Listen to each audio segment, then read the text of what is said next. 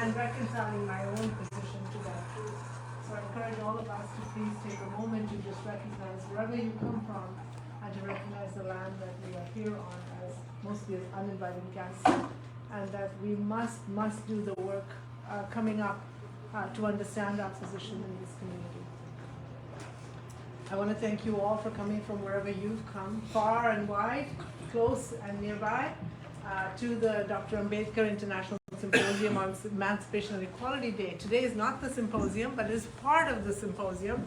And I want to thank the organizers for thinking about us. Sometimes things happen in Vancouver and we just kind of feel left out. So thank you for including the Fraser Valley, Jai, especially you, Jai, for calling and saying, let's do something in the Fraser Valley, and for us to start building our responses to emancipation and doing it in a way that brings us all together. So we're not in our little pockets doing our little thing. Let's build a community. Let's build our relationships. Let's build our support. Let's be allies. Let's be co-conspirators. Let's protest together. Let's write together. Let's make noise together. Let's build our communities for a better world. So I thank you all for joining me on this journey today. We're here for about 2 hours. I'm just going to give you a rundown of the program so you're a little bit aware. I'm going to have Jai and Param come up in a few minutes to talk about the vision of this symposium and the vision they've had for the last 20 years. This is the 20th year of holding this kind of symposium and conversation. There's a presentation of books, very appropriate for a university, and I'm going to ask our university librarian, Camille Carlson, to come up and join me on the stage. Thank you, Camille, for joining us today.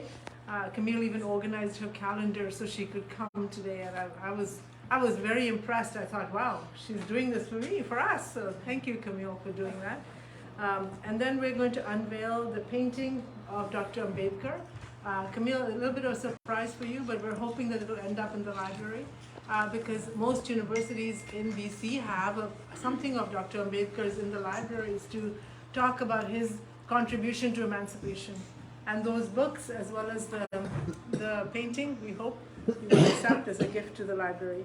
I'm going to talk a little bit about caste because there's people in the room who may not be as up to speed as some of us through our lived experiences and through our learning. And then Dr. Ambedkar will speak, and then Seema Mahi will speak.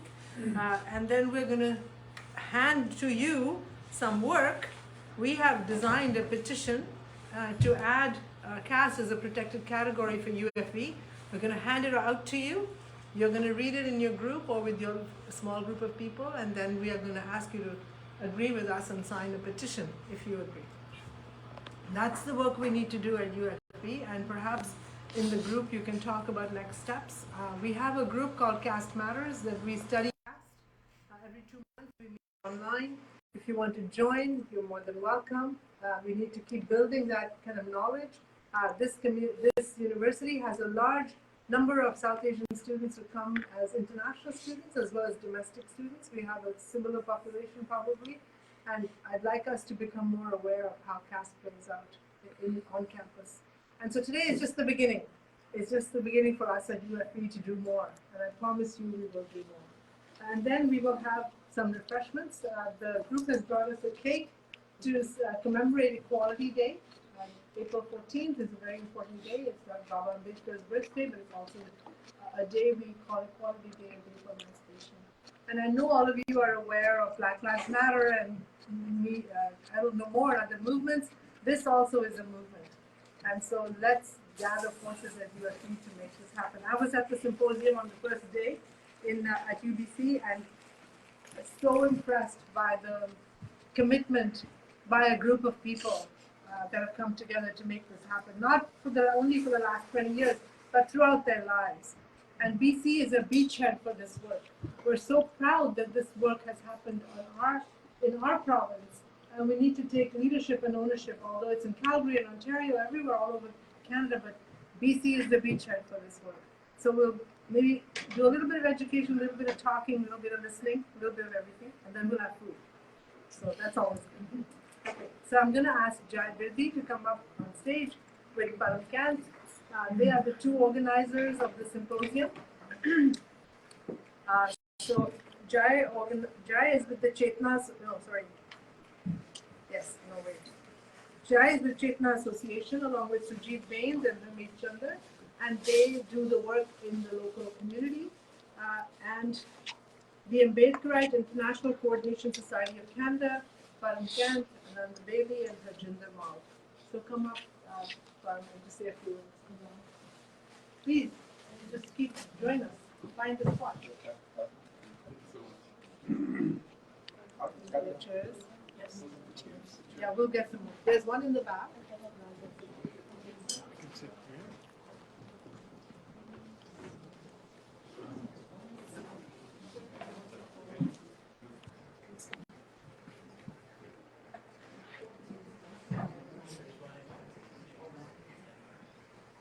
Yabim, everyone, and thank you, Dr.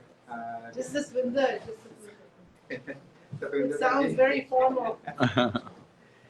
You know, I really feel honored and privileged to be here, to be part of this partnership, to better understand the system of caste and how it impacts us. Before I say a couple of words about the vision, and I'm thinking about one of the famous quotes from Charles Darwin. You know, sometimes it gets misquoted, but the essence is the same. It's based on the theory of evolution. You know, so in an essence, what it says is that you know, species that survive are the ones that adapt to their environment. So we have to adapt to our environment. Systems that were created thousands of years ago, maybe they worked at the time. Maybe they seemed even fair and necessary at the time. But the question is that with the changing environment, are those, you know, structures and laws that were in place, are they still needed? They're not needed, then we need to change them. Yeah. So obviously, I'm thinking about in this context is the laws enshrined in Manu, one of the constitution that describes and prescribes the caste system. Today, we're living in a global village. You know, our environments are different, our opportunities are different. 20 years ago, when we planned the International Dalit Conference, we were aware of the globalization. We were aware of the trend that was happening across the globe. About multinational companies were coming up. So privatization was happening. Right? And the systems of reservations that helped a lot of people to advance in India, it was not working as much as it needed. So we wanted to understand that. We also knew that the change of pace is happening very fast, and it's going to change even faster than it was at 20 years ago. So when members of Chapman Association, so my colleagues are here from the organization, we met with Param King. ACES is an international organization. They have members in Golden, in Alberta, and in the Toronto area. But the local person, the contact is Param King. So we were very closely a member of So we met with Param, and we said, you know, maybe we could probably about the conversation. This idea was talked about 2 years ago. So our intention was to reassess the current environment, you know, so that we can learn to adapt. So some of the things that we have heard were that the caste system is has migrated around with people. So if that has migrated, then we became concerned that some of the negative impacts are going to happen. So we wanted to rethink, you know, the approaches that we have. We wanted to re-strategize, some of the strategies weren't working. So we're not working in the European context. And then we also needed to rebrand, you know, the movement. And why, I won't go into a lot of details, but it's an opportunity to think in the context of PR, right? So where we have landed is that through these symposium, we learned, we rethought, you know, we re-strategized, and some of the work that Seema and Dr. Rita Damoon and the team and Dr. Sharon is online. Some of the work that they did they summarized the findings from that conversation, from that rethinking. So the next part, which we're going to talk about later, is we have rethought about it, right? And then what it is that we need to do to re-strategize. Right? Some of the strategies that have worked, we need to do that, right? But if there are other strategies that we need to think about, then we need to figure that out. Partnership is one of the things we learn. Quite often we work in isolations, right? And then as Satwinder have said in one of the conversations, we said we enjoy great partnership, right? We wanted to re-explore to see how could we leverage this partnership and make it even stronger. So by working together, look at the wonderful group of thinkers we have, and movers and shakers, I would say. Would we have had this kind of success if only Chetna was involved in organizing this? I doubt it, right? So it's partnering with organizations such as ACES, right? SASE, University of Fraser Valley, other universities that we've been able to create this momentum. And then in terms of rebranding, the other thing which we have learned was that Dr. Ambedkar didn't speak about only emancipating the so-called untouchables. He worked for everyone, and his approach and thinking is for everyone. Mm-hmm. And now when we're in a global context, some of the contributions he made in the field of law, right, education, equality, and they can also apply, for uplifting and advancing interest of gender equality, right, indigenous relations in that context, right. So we need to rebrand and recommunicate our approaches. So in a nutshell, from my perspective, our vision is to figure out a better way of becoming emancipated, right, and even understand what that means. And then the mission is to create mechanisms in place so that we can realize that vision. So I can probably go on, and but in essence, that's the message that I wanted to share. And I really want to acknowledge the wonderful collaboration, the conversations that I've been having for about 4 years now, and maybe longer. Yes. And longer.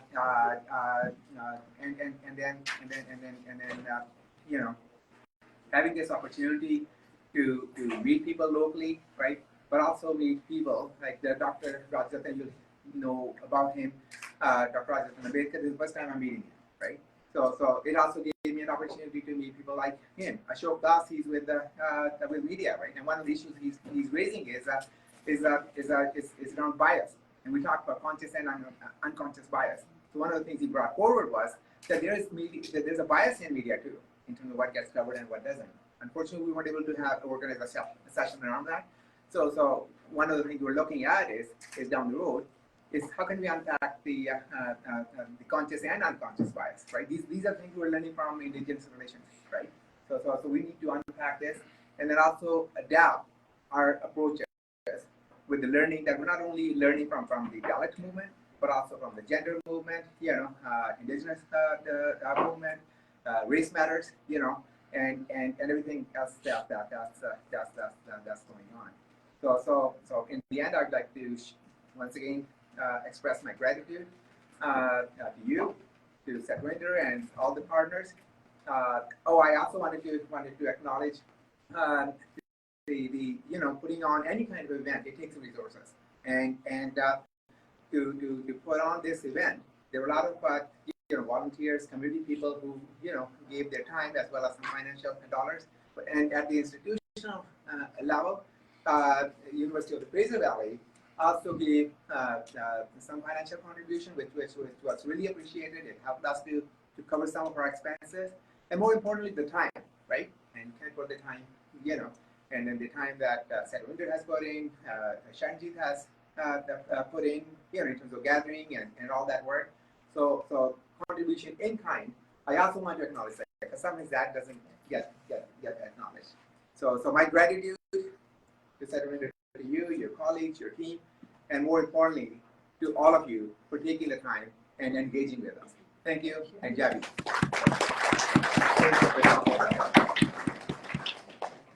You want to say something?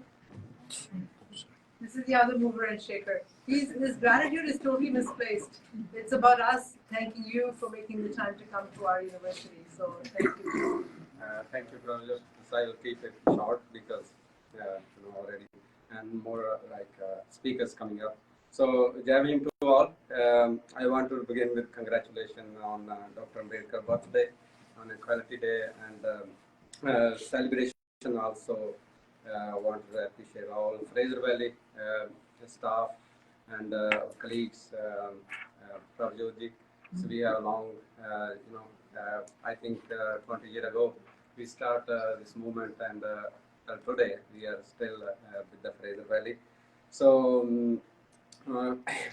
Dr. Ambedkar main focus was education at his own library. Say he has like 50,000 books because he was like education. He want to spread the message like to each and everyone, like wherever you are. So thank you so much again for this support and for this celebration. Really appreciate it from Chetana and Ambedkar International Body and Society of Canada. So we will continue. So in the future, thank you very much again. Thank you, and I think I don't know if Prabhjot has joined us, but he's speaking to one of our professors in English, Prabhjot Parmar, who some of you know, who has been leading the charge at UFE around caste, and I think that's who Param has been interacting with over the last 10 years.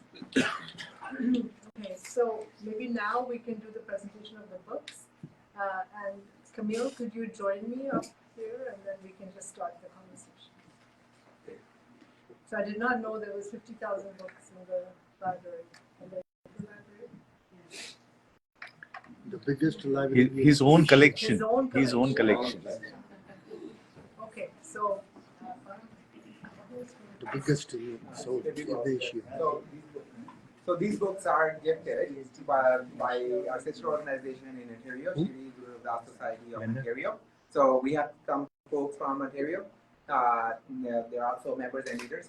So I'm going to ask Anandji and Baliji to join from Ontario, and Dr. Rajarathna to do the gifting on our behalf.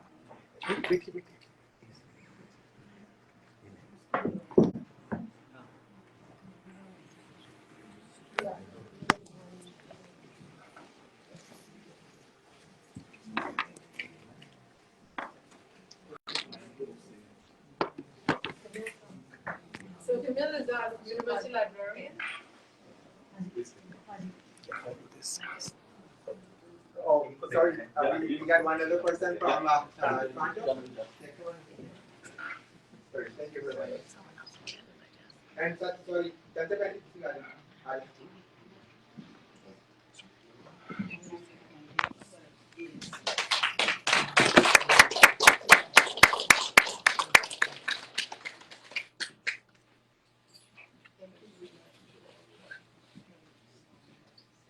There's a whole set here. We'll make sure Thank you. And if anybody has not read Dr. Ambedkar yet, now is the time to start.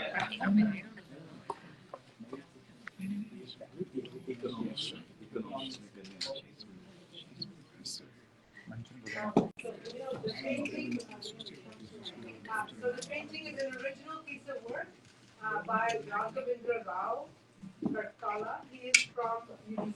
I mean, I don't know if he works at UBC, but his partner is at UBC, who know very well, Dr. Anne Murphy. And so the title is called Dr. Ambedkar and the Idea of Dissent Towards the Creation of a Working Democracy. This painting is created as part of the project Dissenting Views, Viewing Dissent, funded by the Canada Council for the Arts. So it's an original painting that will have a plaque, and we hope that we will be able to find a wall in the library to March 2023 as the day is called.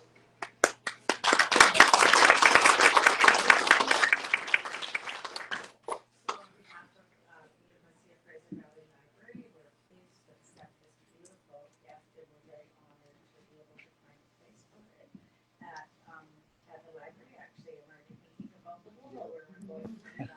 It's a beautiful painting, and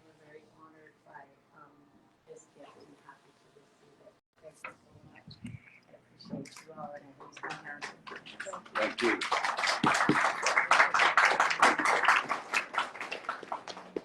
And just so you know, Camille has also brought a lot of paintings into the library, First Nations paintings that we've all been enjoying and appreciating, both in Chilliwack, Mission, and Abbotsford. So thank you.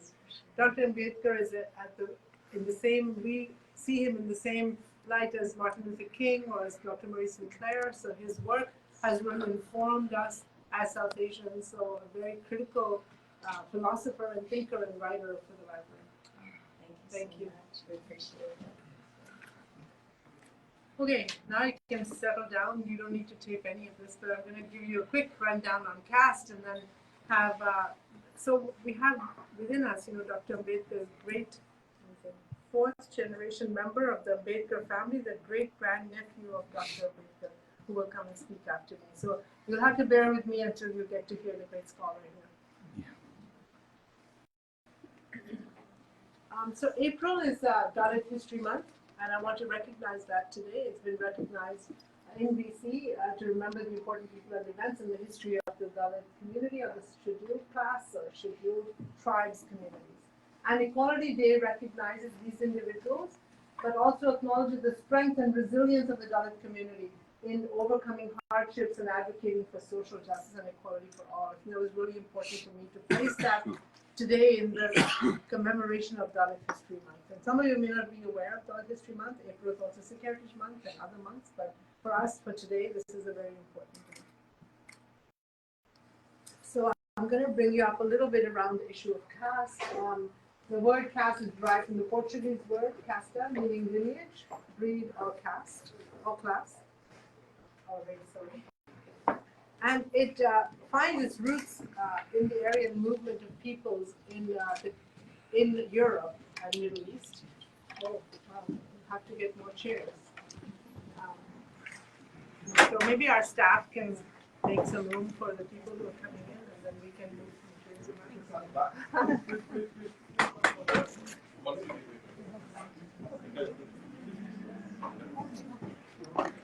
So the caste movement can be traced back to 1500 to 1000 before Christ, from the Caucasus Mountains, and it traveled all the way to these. As the Aryans moved, they brought with them some ideologies and caste embedded itself in the subcontinent of India.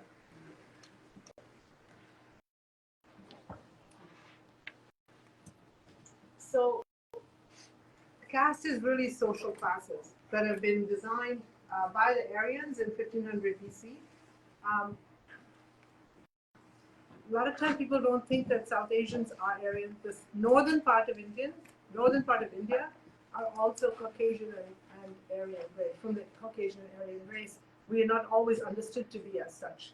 But the Aryans, when they came into India, forced the native Indians, the Dravidians, into the south and made them subservient to them.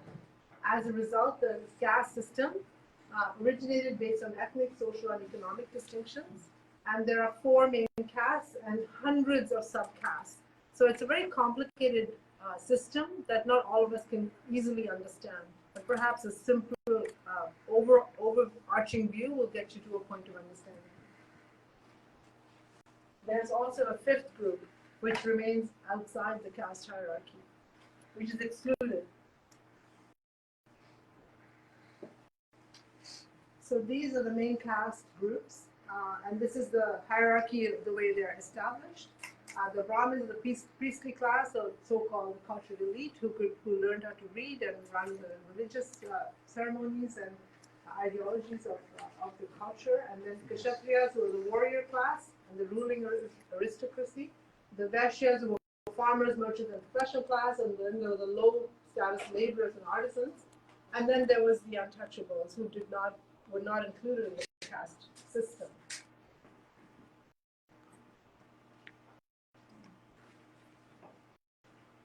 So how does caste shape society? I mean, in Canada, caste, as Jai has said, caste discrimination has traveled along with us as our baggage into the diaspora. And it shows up a lot. It shows up a lot when people are going to marry. It is specific to the kind of work one person can do. and at some places even controls what you can eat and what you can touch or where you can live. For a great majority of Indians, the caste system has played out an enormous role in our history. I grew up in India, so I understand caste. It's unfortunate that we have brought that with us into Canada. However, all of us try very hard to either find a way to dismantle it or not to practice it. And it's a type of social hierarchy that's based on a person's occupation.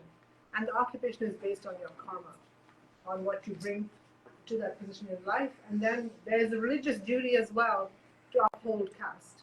So it's complicated as well as insidious and innocuous and everywhere that you go and anything that you do. And acceptance is fixed at birth, so you can never change it. It's not something you can unsubscribe from. There has been a diffusion of caste in the urban setting because people go into urban centers where their geography is changed, and there is a diffusion there of caste. But as I showed you later, it still shows up. And so we're very proud as Indians to talk about kinship. And I know the Scots talk about kinship, the First Nations groups talk about kinship, and we ourselves are very proud of kinship, but the kinship has its challenges as well. Within the kins, we don't intermarry outside our caste group. That's not just required, but inculcated in all of us. And then how we eat. High caste Brahmins do not sit with someone of a lower caste, and different diets exist for different castes. We're divided by occupation, as it was shown earlier. There is legal status. In India, caste is an illegal activity. You cannot practice caste. You can be taken to court, and there have been instances where they have won. But it continues in the social community interactions. It continues to show itself. Visible identifiers of caste exist and are enforced. So this idea initially of caste was around purity and pollution. That there were certain people who were pure and certain people who were polluted. So this inherited occupational role was reinforced by religion. Religion decided that caste, where you sat within that hierarchy, and you couldn't alter that hereditary status. You couldn't change that. It continued through your life and for your next generation. And of course, socially enforced restrictions on intermarriage. In Canada, I find in the diaspora, caste shows up mostly around marriage. Mostly shows up when kids are marrying somebody outside that caste. That's where families tend to get into strife. The practice is everywhere, but where the strife and the conflict comes is generally around marriage. Segregation in India and South Asia around where you live is based in my own village, where mostly we visit the village of my husband. In that village, you can tell the lines, how they're divided, where people pray, where people live, where they go and socialize. Now the shopping is a little less complicated, but generally the living areas are segregated. And for many communities, there is subjection to debt bondage. So they're always in debt and cannot repay that debt through the generations. And the debt is so large that it's probably never going to be paid in their lifetime. And this last one about this lack of respect and dignity was prevalent everywhere when you travel or living in India. I'm not an expert on caste, and maybe Dr. Ambedkar will speak more to the issue of color, but caste has been identified around color as well, where the twice born, so karma, you'll be born as a Brahmin again and again, but given this white color of whiteness, and you'll see the colors as they change down the line, and there's an expectation that higher caste people have lighter skin, although as it says in South Asia, in the southern part of India, that is not the norm. So I want to quickly bring you to post-secondary landscapes. We're here to talk about how does caste manifest in the post-secondary landscape. And I had a quote from someone who spoke at Harvard. Recently, Harvard included caste as a category in discrimination. And this is a comment by Rajarathna, who was an alumnus of Harvard. So he said he received derogatory comments about the intellect of oppressed class people like him. And then there was this proud narration about reservation. In India has a 25% policy where people of oppressed classes are given special dispensation and special allowances to go to university, to get into occupations, especially government jobs. But this proud narration against affirmative action prior to the admission into Harvard, and to this monopoly about celebrations and his deepened sense of alienation, humiliation, and social exclusion. I realize here too at UFE, we have a very large, Jat Sikh population, and I'm looking at, when I read this, I realized the celebrations we tend to do are based on the that dominant group of people who've decided to ignore the rest. And so I'm sure that there are students here at UFE who feel isolated and excluded. And this constantly, he was vigilant and worried about his being outed as a Dalit.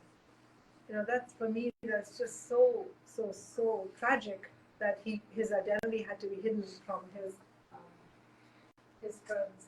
And we heard from Prem Paryar at the conference. He had spoken at the conference, and he's from California State in a university, and he said that when he reached the U.S., he thought that caste discrimination would be different.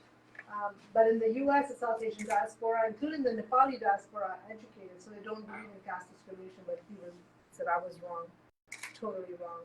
And he spoke at our conference on Saturday and spoke eloquently about his work to dismantle caste.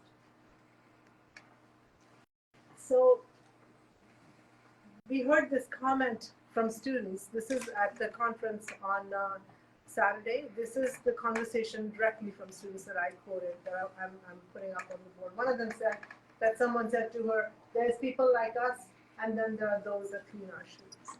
And this is recent times. This is not a long time ago. They said they found the idea of affirmative action. People talked about it as discriminatory to the dominant class, that there was that conversation going on around them. And there was this, they also felt that there was stigma to caste and that they carried generational trauma with them. It affected their relationship with the schools and with education. Sometimes their education is totally oblivious to their oppression. Issues of identity, they said being Dalit was only part of their identity. They wanted to live a fulsome and authentic life, and they want to include that identity in their lives. Name profiling, just from the last name or the name of the person, you can tell what caste they are. And they said that profiling continued on campus.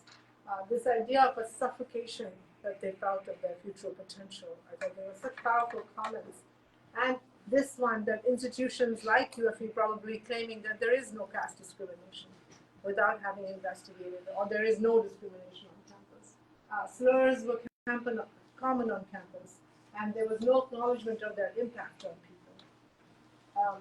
They said caste hierarchy was present in the classroom, both with their peers and with the teachers, with the professors. So important to understand what's happening in the classroom, who is teaching caste and in what way, and how does caste show up. So what do we need to do? One of the things students said, that there needs to be more activism on campus. We need to engage a bit more with students, and not just students who are of the oppressed class, but all students. Intellectual spaces are needed.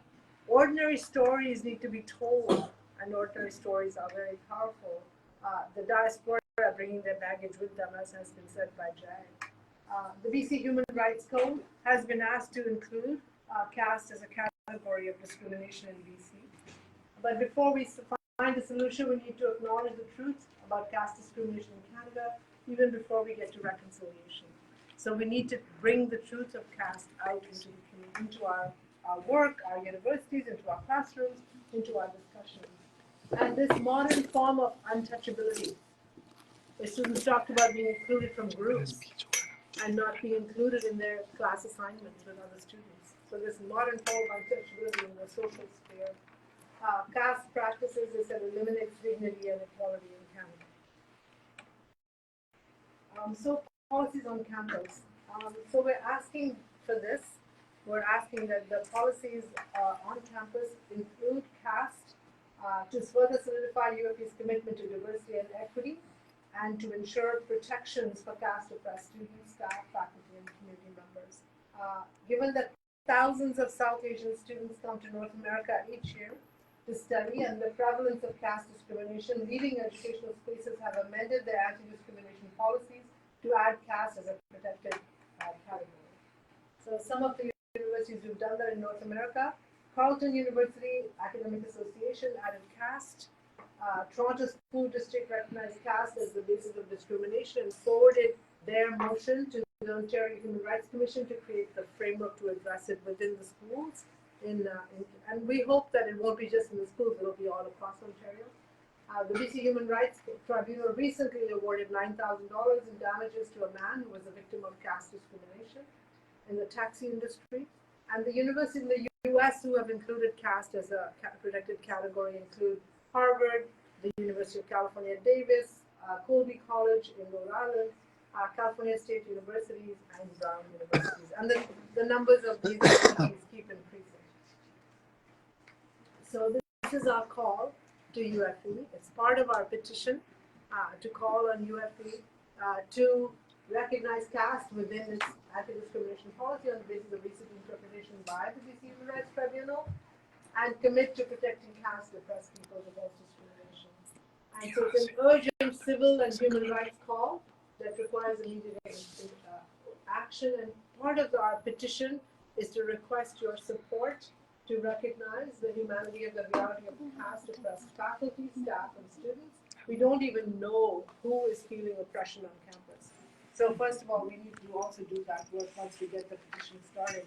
We need to find out what kind of caste oppression is happening on campus. Given UFE's commitment to ensuring a safe and equal working and learning environment, adding caste will increase our commitment to equity and diversity. So that's our call. That's the work you're going to do once we hand you the petition, to see how, whether you agree with everything that's in the petition, if you can sign it today, and if not, we will put it online, and then to see whether you can help us be allies in your departments, in your divisions, wherever you are, to help us maybe gather some steam around this topic and take it to the Director of Equity and Diversity. We'd asked her to come, but she couldn't be here today, and then take it to the President. And hopefully we'll be able to. That's it.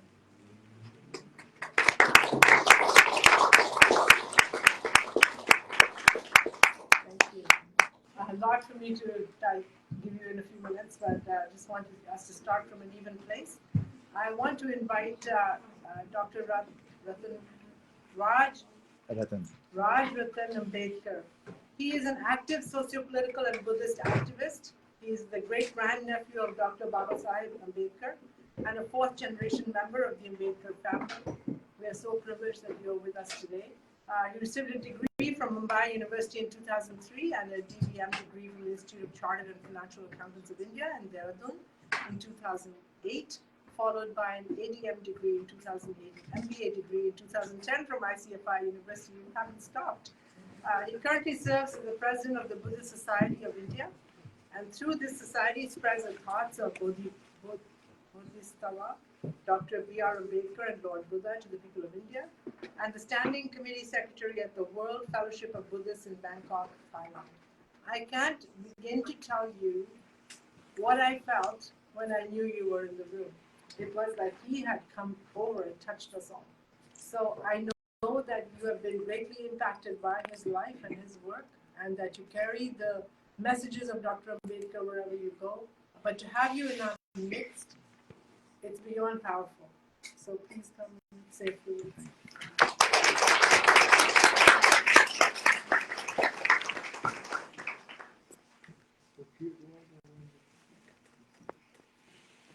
Thank you so much for this wonderful introduction,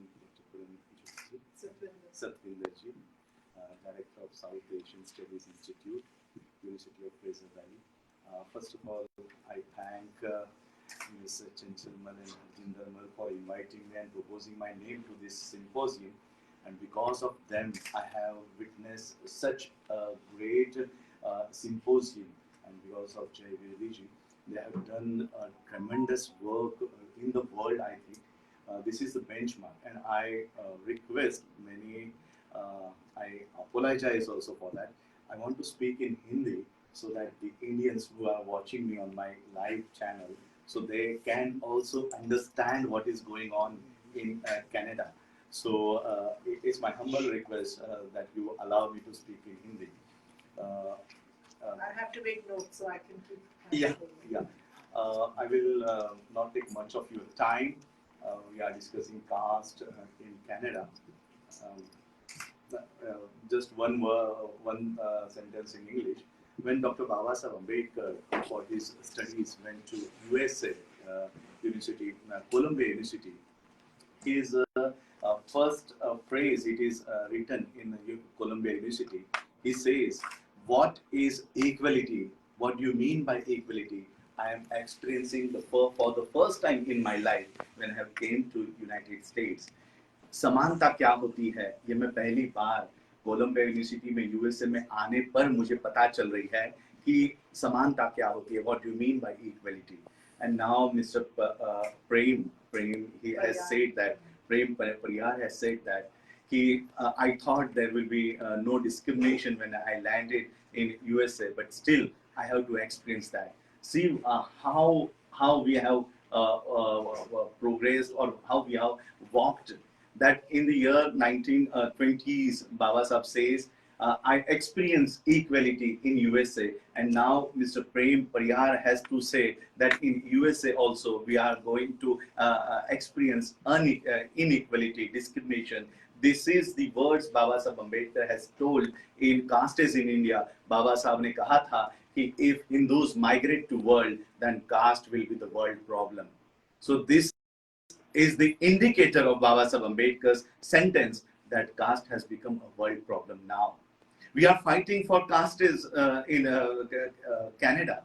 This is the indicator, and I really thankful to Jay Birdi ji that Param Kant ji that we have organized on Babasaheb Ambedkar. I think this is the real tribute to Babasaheb Ambedkar that on this topic you are discussing this topic in Canada. ये मेरे ख्याल से बाबा साहब को मेरे life में जितनी भी जयंती मैंने मनाई है ये मेरे लाइफ की बेस्ट जयंती है जो मैंने विटनेस की है बनाई है. तो yeah, see, I am a standing committee secretary of World Fellowship of Buddhists. It is a consortium of 128 countries. So regularly I have to attend conferences. Regularly I have to attend the seminars. On I have my lecture in London School of Economics, Columbia University, Australian Parliament, Vietnam, Thailand, Japan. In many countries I have taught. But this is the country which conference which is going on in Canada. It is the best conference I have seen in my life. Really, it is the best conference. Because as an Indians, we have failed to give the respect to Babasaheb Ambedkar. मैं क्या कहते हैं भरे हुए दिल से ये कबूल करता हूं कि हमने बाबा साहब को वो रिस्पेक्ट नहीं दी जो बाबा साहब डिजर्व करते हैं. हमने बाबा साहब को रास्तों पर एस्टैब्लिश किया है. We have established Babasaheb Ambedkar statues on the 4 roads. We have established Babasaheb Ambedkar at the slums. We have established Babasaheb Ambedkar at the garbages. But in Canada, I am very overwhelmed by all of you that you have established Babasaheb Ambedkar in libraries. United universities, the libraries of universities. This is the real place where Babasaheb should be. Babasaheb Ambedkar was the first person on the earth who has built a house for his books. He had 50,000 books, not only collection of books. Each book he has undergone 4 to 5 times. Such vast collection of books Babasaheb Ambedkar was having in his life. Babasaheb Ambedkar Bharat के ही नहीं दुनिया के पहले व्यक्ति हैं जिन्होंने घरों के किताबों के लिए ग्रंथों के लिए घर बनाया. और आज हम बाबा साहब अम्बेडकर जी को रास्तों के ऊपर एस्टैब्लिश कर रहे हैं, झोपड़पट्टियों में एस्टैब्लिश कर रहे हैं. बाबा साहब की सही जगह लाइब्रेरीज में है, वर्ल्ड की लाइब्रेरीज में. And the which celebration which is going on over here, 132nd birth anniversary. This and celebrations is going on in universities. but you will not find a single university in India which is celebrating Babasaheb Ambedkar's birth anniversary. You will not find a single university. You are talking about castes in Canada. Babasaheb Ambedkar in the year 1935 has told that we have to annihilate the caste system. This is the system which is going on in India, and because of this system, India is not progressing. We are fighting among ourselves. There are more than 7,000 castes in India and more than 15,000 sub-castes in India. More than 15,000 sub-castes in India. We are so much divided. We are so much divided. I will share one of my experience, and I will stop because this conference has to go longer. I was a student of Mumbai University. I was studying over there, and I was not witnessed what do you mean by caste. In the college life, you don't understand what is caste. What is the discrimination based on caste? When I was at the final years of my commerce graduation, we were having one professor to teach us accounts. When I used to walk off the classrooms, he used to say to my friends that don't sit with this guy. मुझे पता नहीं चलता था कि क्यों मेरे professor मेरे लिए ऐसा कहते हैं. Because I was till today I am very much expert in accounts and maths. I love that subjects. I used to get 98 marks out of 100 in accountancy. So I was very fast to solve the questions. But I never got the chance to give the answer. When I raised my hand, that my answer is completed. He said, sit down. So those things which happened in Babasaheb Ambedkar's life, that still we have to undergo the same things in our life also. My professor used to say to my friends that don't sit with this guy. I was not aware why my professor is saying that. I have not done any mischief in class. I was the most studious student of the class. Then when I came to this sphere of my life, I understand why my professor used to say that don't sit with this guy. I don't have to reveal my caste to anyone. My surname says that from which caste I belong. I don't have to carry board of caste in my neck, around my neck. My last name says that which varna, which strata you belongs to. And the upper caste persons get to know. Still today, I have not cleared the Public Service Commission examinations. I have passed the main written examination. I have passed the preliminary examination, but I have not cleared the oral examinations. Till today, I have not cleared the oral examination. Why? Because the interviewer knows that which caste I belong to. I have cleared my PhD from foreign universities, but I have not cleared my PhDs from Indian university because they know which caste I belong to. The interviewer, the research guide, they know which caste I belong to. So, if teachers and professors are going to preach the casteism in the classrooms, what kind of future you are giving to the nation? What kind of future? You are creating the future generation of India. You are creating the future generation of the world, and you are imbibing that caste in their minds. I think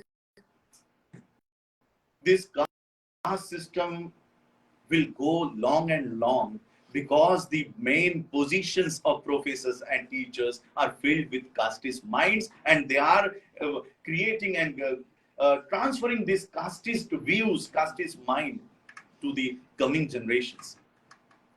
Babasaheb Ambedkar says caste is a giant. You have to kill that giant. But in spite of killing, we are feeding that giant. So this is really a good step which Canada is taking.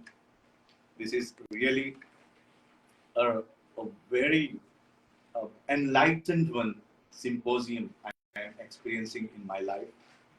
And these students which are experiencing this casteism in Canada, I request the Canadians, we have destroyed once a nation which was ruling the world at the time of Samrat Ashok and all our forefathers, we were ruling the country where caste system was abolished, and now we don't. Our universities don't stand in the top 100 universities also.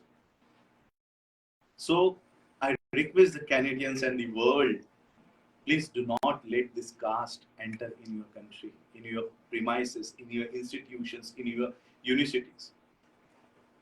You will have the laws to consider caste as a protected category as of discrimination. But I hope, I wish that Canada should not be impelled or forced to use these laws in your country. मैं उम्मीद करता हूँ कि आप लोगों को कभी इस कानून का इस्तेमाल करने की जरूरत ना पड़े. You should not be compelled to use this law, these acts in your premises. I am really very much astonished and very much overwhelmed by these conferences you have organized, and you have created a benchmark to the Ambedkarites of India, benchmark to the Ambedkarites in the world, that conferences should be like this. So I really congratulate Chetana Association of Canada. I really congratulate Ambedkarite International Coordination Society of Canada that you have created a benchmark. University of Fraser Valley, SFU University, British Columbia University. This is the real place where Babasaheb Ambedkar should be celebrated. This is the real place. Babasaheb Ambedkar's mission was not just politics. Babasaheb Ambedkar, he was the first man who established, founded People's Education Society. He bought 4 prime buildings in Bombay for delivering education to the coming generations. So I'm very much thankful to the organizing committee, Param Kent ji for inviting me, Jai Birdi ji, Harjinder Mal ji, Chanchal Madam, Anand Bali ji, and everyone. Even Mr. Harvans Birdi is there. He has come a long way from London, UK, to celebrate Babasaheb Ambedkar's Jayanthi in Canada.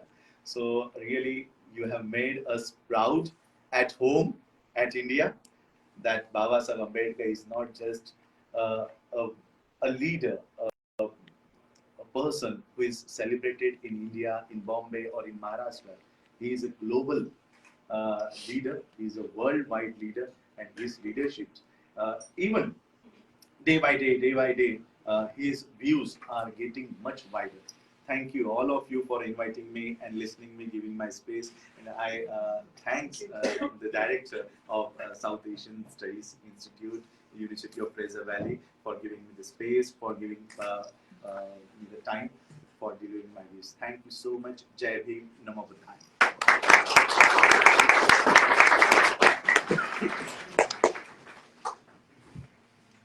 I don't know if anybody else could have inspired us better to keep doing the work and to know that we need to spread the message around the globe, not just in Canada. Thank you for your comments so much. Seema Mahi, if you want to come up and say a few words. I heard Seema for the first time at UBC on Saturday. She's a PhD scholar studying formation of Dalit identity, the case of Punjab, in the Department of Sociology at the Delhi School of Economics at the University of Delhi. And I was truly impressed by your thoughts, and I hope you can share those with us.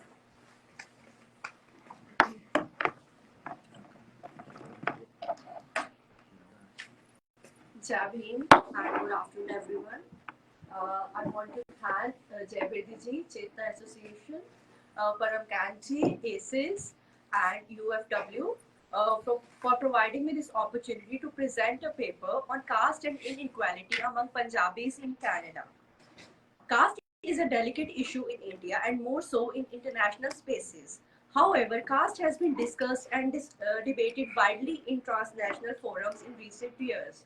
With the recent publications by Thanmozi Soundarajan, The Trauma of Caste, Isabel Wilkerson, Caste, The Origins of Discontent, Sudha Jegde, Caste Matters, and Yashika Dutt coming out as a Dalit, a memoir, caste can no more be perceived as endemic to India. Within academic word caste and communities in a transnational context have been studied by various scholars. Uh, Dhanda, Kalsi, Kumar, Takhar, they discuss the existence of Dalit diaspora within Britain, Canada, and United States of America. In the thesis titled The Sikhs and Caste 1989, Kalsi explores the existence of caste within the Punjabi British diaspora. Kalsi identified the presence of different caste groups within Sikhism. Takhar, in her work Sikh Identity, profiles the Ravidasi community within a detailed analysis of the Ravidasi position concerning Sikhism in Britain. She puts Ravidasis distinct from other communities such as Sikhs, Namdharis, and Valmikis.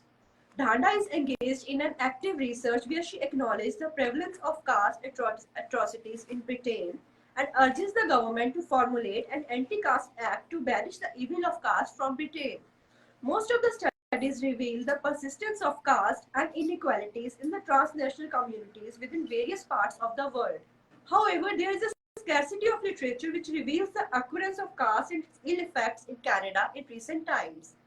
This paper aims to fill the research gap by providing evidence from the field regarding the stigma of caste on the marginalized communities among Punjabi diaspora in Canada. The ethnographic fieldwork was conducted between January and March 2022. I want to acknowledge the financial and moral aid of Shastri Indo-Canadian Institute, New Delhi. The fieldwork aimed to collect data on the caste encounters of Dalit diaspora in Canada.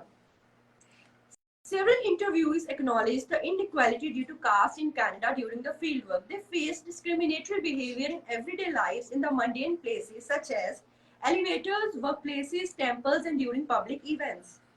However, Dalits feel most ignored within mainstream temples and religious sites in Canada. This is the reason that Ramgadiyas and Ravidasis have constructed separate temples as well as they have established distinct identities. Social and religious identity forms a major part of a person's personality, especially in transnational spaces. Most Punjabi Sikhs wear external symbols such as turban and kara, which announce their religion. However, many Dalits do not believe in display of such external symbols.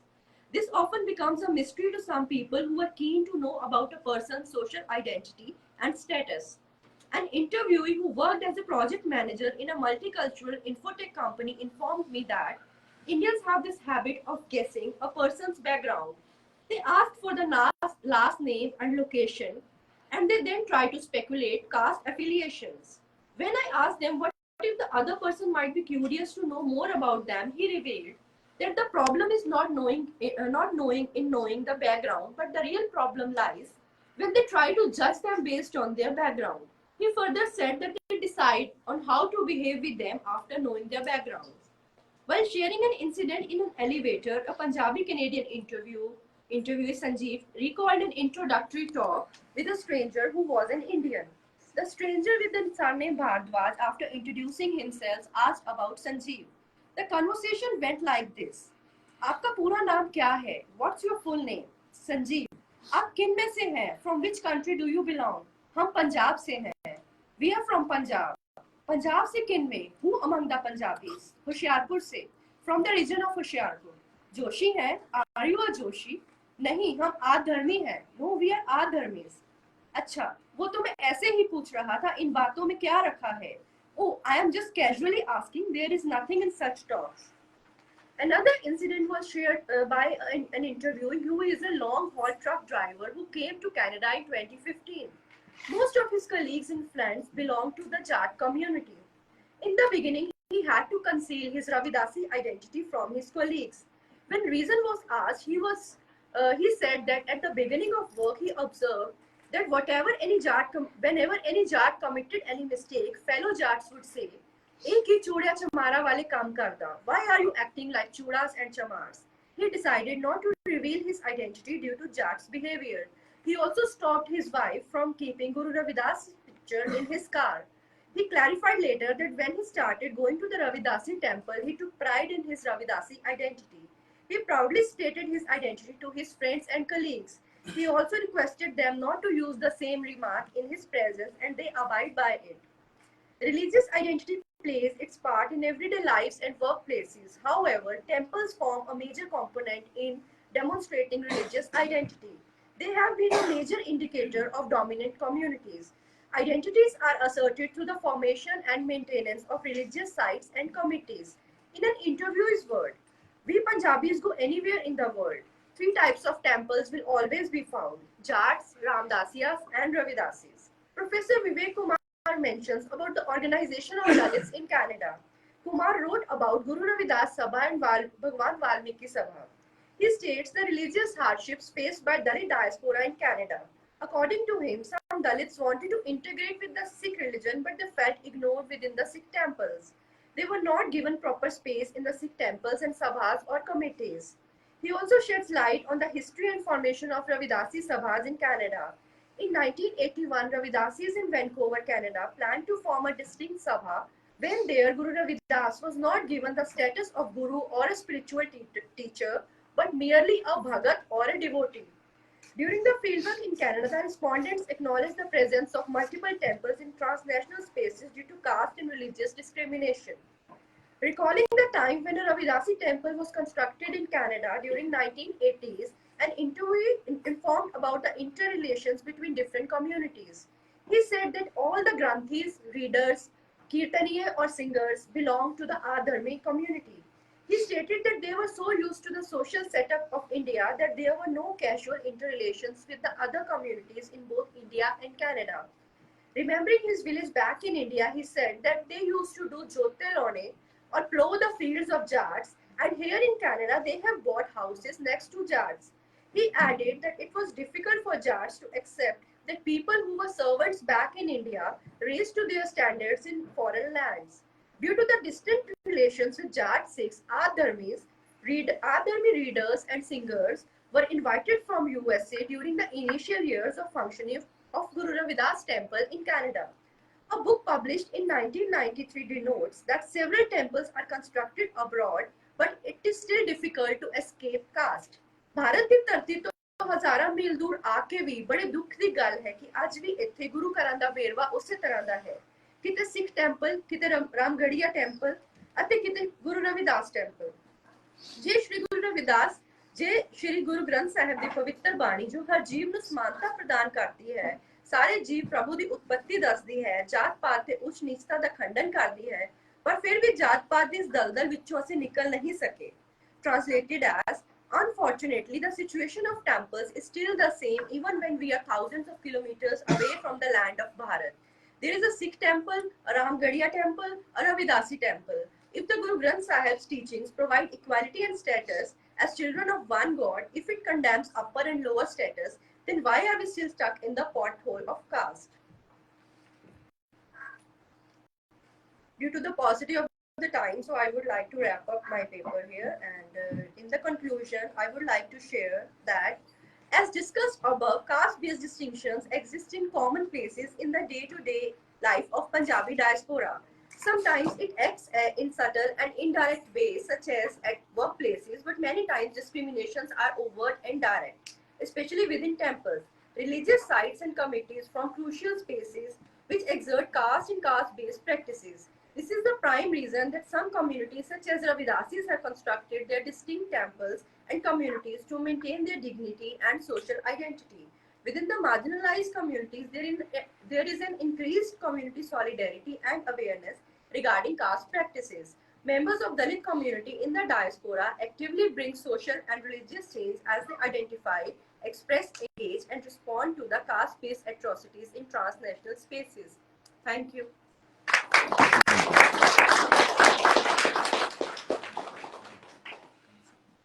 Thank you, Seema. I'm sorry I had to rush you, but perhaps is your paper finished and published? It's under publication. Under publication. You must share it once it's published. Thank you for coming to Canada and doing your research and helping us understand the landscapes that we have to work in. I wanted to just open up the floor for questions for about 5 to 10 minutes, and then I will hand over the petition to all of you, and you all can discuss it and perhaps have a gander at it. Do you have questions of people here with us? Yes, go ahead. There are few names and words